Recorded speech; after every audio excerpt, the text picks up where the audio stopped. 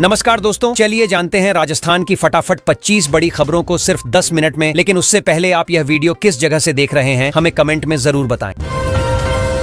जयपुर में मौसम ने विदाई से पहले सबको चौंका दिया। बादल जमकर बरसे और कई इलाकों में पानी भर गया। मौसम विभाग ने आज 13 जिलों के लिए बारिश का अलर्ट जारी किया है। लोगों से सावधानी बरतने और खुले स्थानों पर न जाने की अपील की गई है। कल भी मौसम बदला रह सकता है। राजस्थान सरकार ने मेडिकल पढ़ाई को सस्ता करने का बड़ा फैसला लिया है। अब NRI कोटे की फीस घटा दी गई है। नए स्ट्रक्चर के हिसाब से छात्रों पर आर्थिक बोझ कम होगा। कैबिनेट की इस घोषणा से मेडिकल की पढ़ाई का सपना देखने वाले बच्चों को राहत मिलेगी। सरकार का दावा है कि इससे पारदर्शिता बढ़ेगी।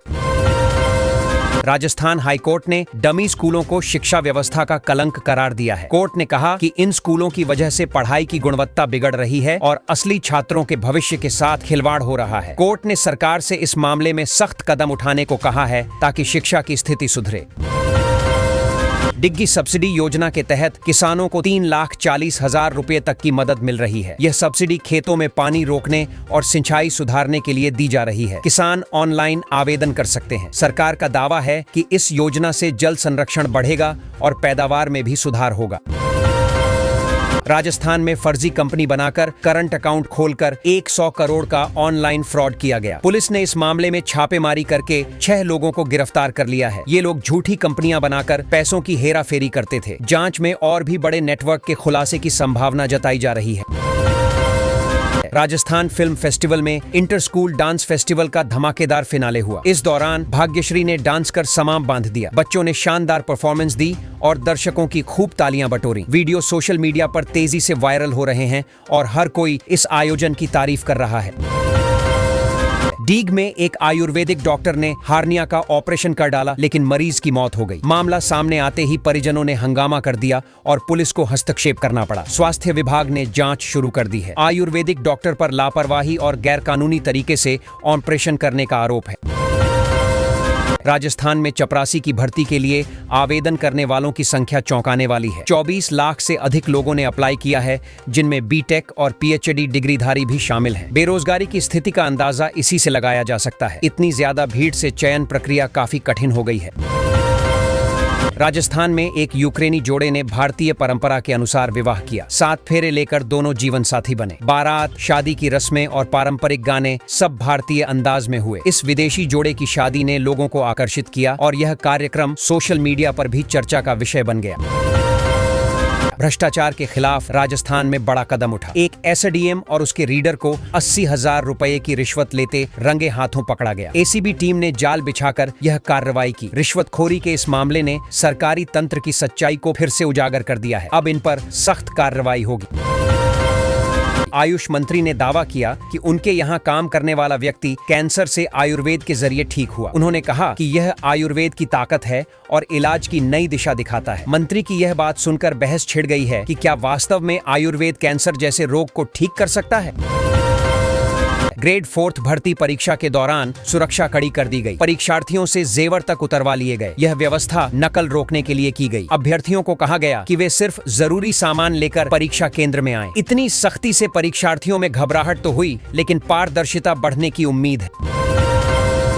राजस्थान में चपरासी की परीक्षा में 50,000 पदों के लिए 25 लाख से ज्यादा युवाओं ने हिस्सा लिया। इनमें से 75% ओवर क्वालिफाइड हैं। यह बेरोजगारी की गंभीर स्थिति को दर्शाता है। लोग सिर्फ नौकरी के लिए किसी भी पद पर समझौता करने को तैयार हैं। परीक्षा केंद्रों पर भारी भीड़ देखी गई।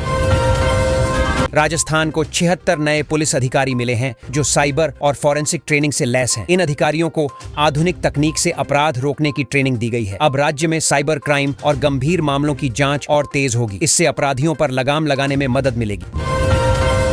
कांग्रेस नेता चिब ने भाजपा पर गंभीर आरोप लगाया है। उन्होंने कहा कि भाजपा ने वोट चोरी करके सरकार बनाई। चिब ने इसे लोकतंत्र के लिए खतरनाक बताया। इस बयान से सियासी हलचल बढ़ गई है। भाजपा ने इन आरोपों को बेबुनियाद बताया और कांग्रेस को जनता को गुमराह करने का जिम्मेदार ठहराया।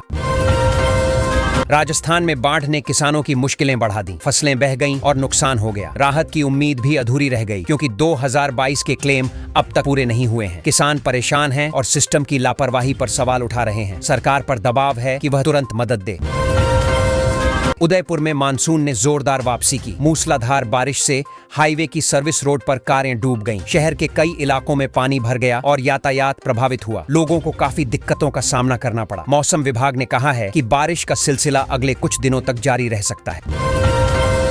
शाकंभरी माता मंदिर में 22 सितंबर और जमवाय माता मंदिर में 30 सितंबर को सांस्कृतिक संध्या होगी। इन कार्यक्रमों में भक्ति और सांस्कृतिक प्रस्तुतियां होंगी। लोग इन तिथियों पर बड़ी संख्या में पहुंचते हैं। आयोजन समितियां तैयारियों में जुटी हैं और भक्तों में भी इन आयोजनों को लेकर उत्साह है। राजस्थान ग्रेड 4 भर्ती परीक्षा में इस बार अभूतपूर्व सख्ती देखने को मिली। जो अभ्यर्थी देर से पहुंचे उन्हें एंट्री नहीं दी गई। सुरक्षा और नकल रोकने के लिए यह सख्ती जरूरी बताई गई। कई उम्मीदवार परेशान दिखे, लेकिन परीक्षा केंद्र पर व्यवस्था को लेकर कोई समझौता नहीं किया गया। पीआईटी कॉलेज में 2 दिवसीय स्मार्ट इंडिया हैकाथॉन का आयोजन हुआ। इसमें 138 टीमों ने नवाचार के शानदार नमूने पेश किए। छात्रों ने अपनी तकनीकी क्षमताओं का प्रदर्शन किया और नए आइडिया साझा किए। फुटेज सोशल मीडिया पर शेयर हो रही है। यह कार्यक्रम युवाओं की क्रिएटिविटी दिखाने का बेहतरीन मंच बना। मेथी पानी पीने के तरीके को लेकर चर्चा हो रही है। विशेषज्ञों का कहना है कि इसे उबालकर या भिगोकर पीना फायदेमंद है। दोनों तरीकों से शरीर को लाभ मिलता है। यह पाचन सुधारने और शुगर लेवल नियंत्रित करने में मदद करता है। लोग अपनी सुविधा के हिसाब से इसे पी सकते हैं। फूड सेफ्टी टीम ने रिलायंस रिटेल मार्ट पर छापा मारा। वहां से 100 किलो एक्सपायरी सामान जब्त किया गया। यह सामान बिक्री के लिए रखा गया था। अधिकारियों ने इसे बड़ी लापरवाही बताया और कार्रवाई शुरू की। उपभोक्ताओं की सुरक्षा को देखते हुए टीम ने दुकानदारों को चेतावनी भी दी है। राजस्थान के नरेश मीणा को अस्पताल भेजने पर राजेंद्र गुरहा भड़क गए। उन्होंने भजन लाल सरकार पर जोरदार हमला बोला। वीडियो सामने आया है जिसमें गुरहा का गुस्सा साफ नजर आ रहा है। यह मामला सियासी विवाद का रूप ले चुका है और सरकार की कार्यप्रणाली पर सवाल उठ रहे हैं। पुजारी सेवक महासंघ का द्वितीय प्रांतीय महाधिवेशन 18 और 19 सितंबर को हुआ। इसमें प्रतिनिधियों ने एक नए बिल को लागू करने की मांग रखी। उनका कहना है कि इससे पुजारियों के अधिकार सुरक्षित होंगे। इस कार्यक्रम में काफी संख्या में लोग शामिल हुए और अपनी समस्याओं को साझा किया। जयपुर में 22 सितंबर से 2 अक्टूबर तक भव्य रामलीला महोत्सव होगा। इसमें धार्मिक और सांस्कृतिक प्रस्तुतियां होंगी। आयोजन की तैयारियां तेज हैं और लोगों में उत्साह है। यह कार्यक्रम हर साल बड़ी धूमधाम से होता है और इस बार भी हजारों लोग इसमें शामिल होंगे। जयपुर में ट्रैफिक की समस्या से राहत के लिए सरकार ने 665 करोड़ रुपए के प्रोजेक्ट को मंजूरी दी है। इसमें एलिवेटेड रोड भी शामिल है। इन प्रोजेक्ट से आने वाले समय में जाम की समस्या कम होगी। लोगों को बेहतर यातायात सुविधा मिलेगी और शहर की सड़कों पर दबाव घटेगा। प्रधानमंत्री मोदी 25 सितंबर को बांसवाड़ा में 45,000 करोड़ की परमाणु ऊर्जा परियोजना का शिलान्यास करेंगे। यह राजस्थान के ऊर्जा क्षेत्र को नई ऊंचाई देगा। मुख्यमंत्री भजन लाल शर्मा का कहना है कि मोदी के नेतृत्व में प्रदेश ऊर्जा के क्षेत्र में अग्रणी बन रहा है। आने वाले समय में रोजगार और निवेश भी बढ़ेगा। राजस्थान को विशेष राज्य का दर्जा मिलना चाहिए, यह मांग मंत्री टीकाराम जूली ने उठाई है। उन्होंने कहा कि प्रदेश में मूलभूत सुविधाओं की कमी है और विकास की रफ्तार धीमी हो रही है। उनका मानना है कि विशेष राज्य का दर्जा मिलने पर केंद्र से अधिक सहायता मिलेगी और जन कल्याण योजनाएं और तेजी से लागू होंगी। राजस्थान विधानसभा अध्यक्ष ने अजमेर में लेपर्ड सफारी परियोजना का शिलान्यास किया। उन्होंने कहा कि यह पर्यटन को बढ़ावा देगा और रोजगार के अवसर भी पैदा होंगे। अजमेर आने वाले पर्यटकों के लिए यह एक नया आकर्षण होगा। साथ ही क्षेत्रीय लोगों की आजीविका में भी सुधार होगा। सरकार पर्यावरण संतुलन पर भी जोर दे रही है। लोकसभा अध्यक्ष ओम बिरला ने कोटा में वंचित बच्चों के लिए नमो टॉय बैंक का उद्घाटन किया। इस योजना का मकसद गरीब बच्चों तक खिलौने पहुंचाना है ताकि उनका बचपन खुशहाल बने। बिरला ने कहा कि इस तरह की पहल समाज में बराबरी और खुशी लाने का काम करेगी। बच्चों के चेहरे पर मुस्कान सबसे बड़ी सफलता होगी। राजस्थान की कक्षा 5 की पर्यावरण अध्ययन की नई किताब में मानगढ़ धाम और गुरु गोविंद का योगदान शामिल किया गया है। यह बच्चों को इतिहास और संस्कृति से जोड़ने का प्रयास है। शिक्षक मानते हैं कि इससे विद्यार्थियों में अपने गौरवशाली अतीत को समझने की जिज्ञासा बढ़ेगी। इस बदलाव को अभिभावकों ने भी सराहा है। राज्य कर्मचारी संयुक्त महासंघ ने मांगों की अनदेखी का आरोप लगाते हुए 25 सितंबर को धरना देने का ऐलान किया है। संगठन ने कहा कि लंबे समय से कर्मचारियों की समस्याओं पर ध्यान नहीं दिया जा रहा। वेतनमान, भत्तों और सुविधाओं को लेकर असंतोष बढ़ता जा रहा है। अब सरकार को ठोस कदम उठाने की जरूरत है।